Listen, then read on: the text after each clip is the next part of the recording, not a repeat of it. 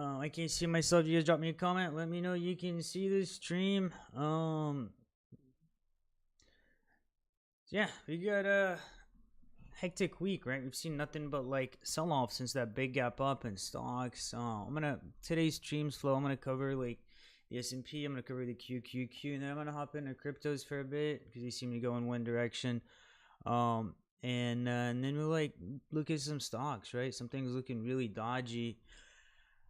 Checking out the S&P on the weekly, right? We had extended up, all the way to like the 395 range, which is the fib extension of the major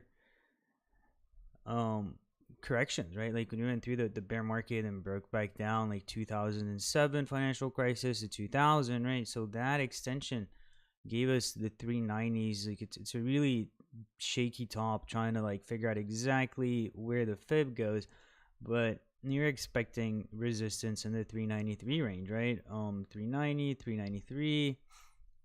Why is this thing not playing? Well, okay, there you go. So we were kind of expecting that. We were expecting that resistance, and we ran into it. Kind of moving in yesterday on like intraday moves, right? The smaller fib below, I believe this is from COVID extension. That one held up. That one held up pretty well. We're retesting it today too, and it needs to hold. It needs to keep it together. We have to figure out where extension. This is COVID dip extension, right?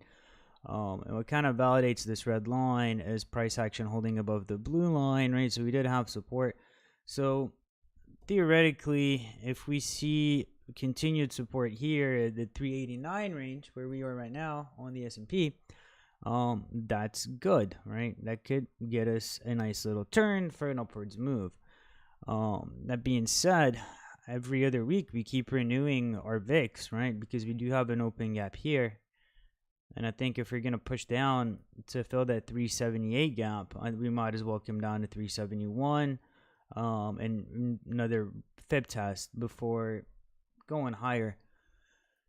Now, the reason for this, it's kind of hard to like figure out why we're selling off, but if we look at like energy costs right now, like USO, I think what's going on, it's like an energy crisis, which is kind of factoring in earnings and profitability and cost of production, right? The energy costs applied that to your profitability, right? Like, I mean, oil is up. That's the USO. Oil is up like some. It's like market dynamics. It's up 34%, right? So if your production cost is up like 34%, your stock's gonna dip. And that's why I'm seeing the market devalue itself, right? Like, why are we seeing these sell-offs?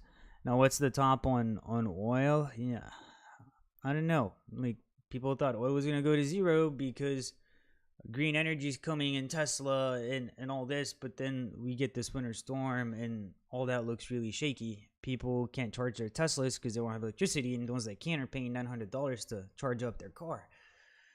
So it's I'm not getting any comments on YouTube. I'm gonna do a quick refresh on the screen.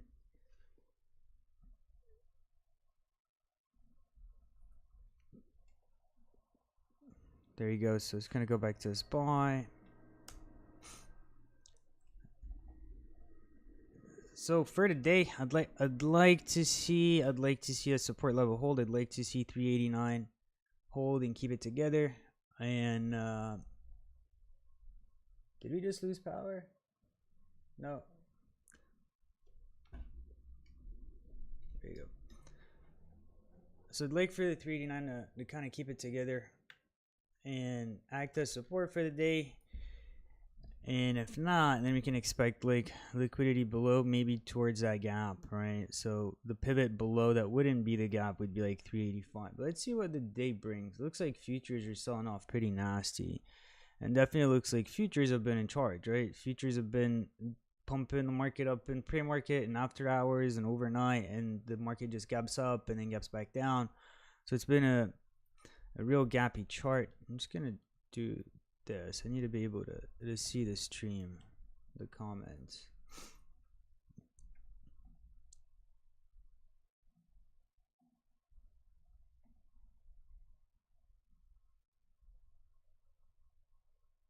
What the fuck? You guys, I'm not live on YouTube and I'm just live on Facebook. Let me fix this.